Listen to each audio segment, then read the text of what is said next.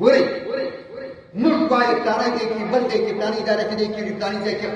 اوازې دي فساد د فلان فلان نو دې هم کوي دا دلیل کېدلی شي ما تا په خپل محدوده کې مکلف یې زه په دغه ځای کې مکلف یم نه یې فساد ته اجازه ورکوم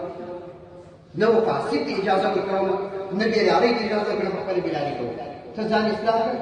په هغه چا باندې مې نه وایي چې هغه اصلاح مصلح هغه ته ځان لپاره قدوه وګرځوه د ځان لپاره قدوه مه ګرځوه که په ولسوالۍ کې څوک بد کوي چې وایي کالي ولسوالۍ سړی بد کوي ولسوال یا مسؤل چې هغه جریان وایي یا داسې اوازې دي چې داسې فساد په فلاني ځای کې کېږي زه هم کوم د خپل لپاره داسې هېڅ کېدل د ځان اصلاح پر ما باندې لازمه ده د هرې محدودې اصلاح چې زه پکې مسؤول یم هغه پر ما باندې لازم زه هغه کوم نور دنیا چې څه کوي هغه کوي د ځان کوي زه په هغه باندې مکلف نه یم دا لست علیه بمسیطر دغه چې په ځای کې که تاسې وګورئ په تفسیرونو د هغه معنا دغه شی دی چې د نورو خلکو د اعمالو د کمزورۍ د خرابۍ د وجې څخه خپل عمل ته تغیر مه ورکوئ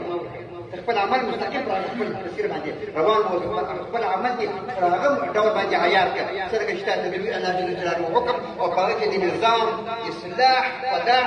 او د انسانیت فلاح موجود وي چې پر هغه ډول د خپل ځان او د خپل نظام ته عیارولو کوښښ وکړو ته په خپل جدوجہد باندې مکلف یې د دې په الله تعالی پر اړه لري څنګه چې یو باندې پر مجید الله تعالی ته وایي ستا په دې ایمان باندې اړه لري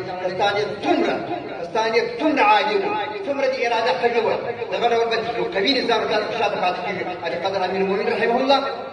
څرنګه چې مخکې بدر صاحب اشاره ورته وکوله په ډېر غټ خدمت اخلاص دیانت متانت صداقت او په ډېر غټ ایمانداري باندې دا بنیاد پرته